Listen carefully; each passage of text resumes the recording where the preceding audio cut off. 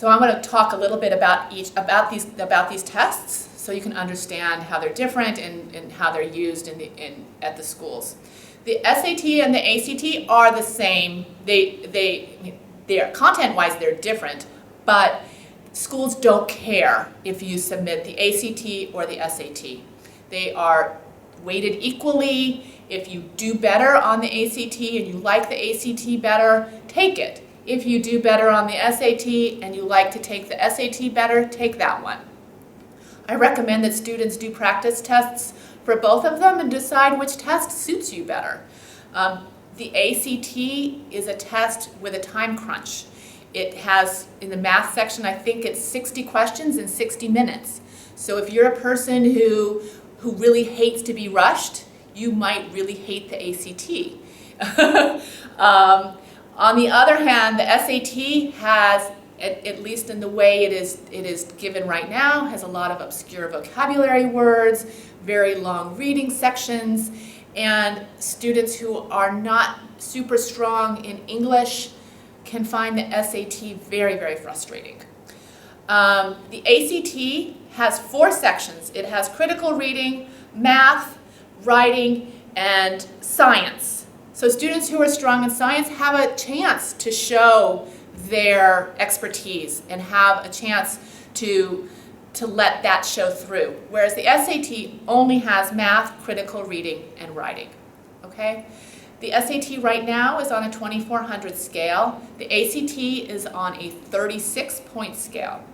The schools don't care. They have conversions. They know how to compare these two tests. You should just take the test that works best for you. Coming this May, there's going to be a new SAT. A lot of people are really nervous about it. So let me just talk about what the changes are going to be. Right now, there is a penalty for getting wrong answers on the SAT. So you get deducted a quarter point for every wrong answer on the SAT. That means that students have no incentive to guess. If they are at the end of the test and they haven't finished everything, they should just leave those squares blank. Whereas on the ACT, there are no deductions for wrong answers. And so when you get to the end of the ACT and you have blank, you haven't finished all the questions, you should fill in the blanks.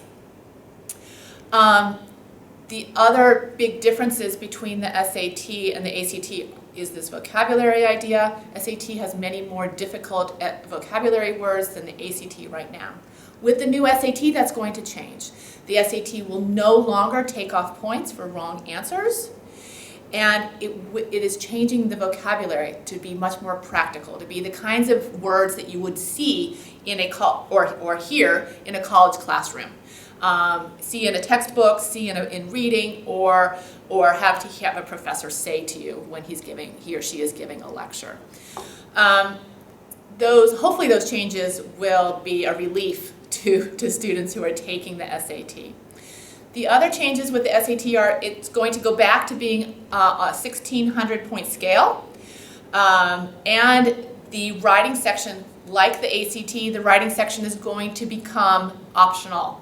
Most prestigious colleges in the United States require the writing section for the ACT, and they're going to require the writing section for the SAT. The writing section is going to be graded on a different scale. It won't be on an 800-point scale. And the writing section is going to take a full hour on the new SAT. So it's going to be quite different than it is right now on the SAT.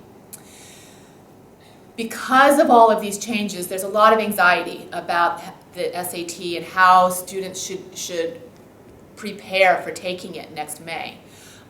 Many students who will be applying to college in the fall of 2016 are wondering if they should go ahead and take the SAT now, because schools have said that they will accept either the new SAT or old SAT as far as scores goes.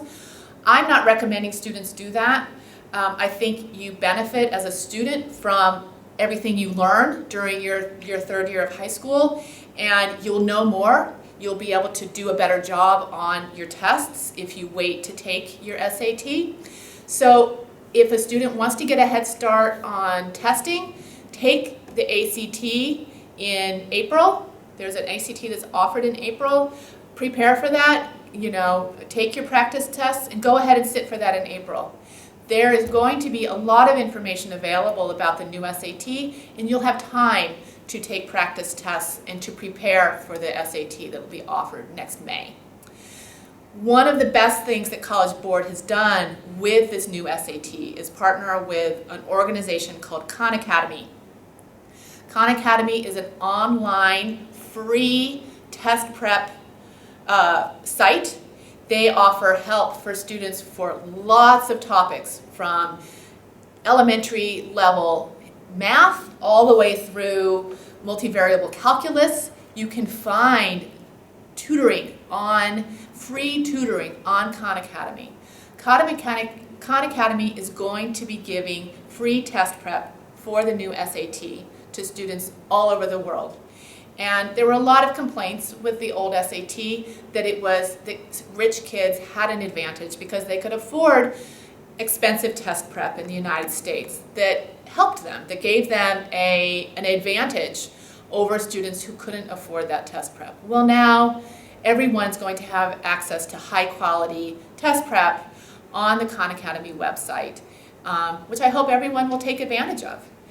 There will be information. There will be Khan Academy classes that are supposed to start to be offered this summer. So watch for that, okay? The College Board has already put up practice questions for the new SAT on the College Board website. You can look at them, and there's going to be practice test books that will be available from the end of June, that will be available from amazon.co.jp.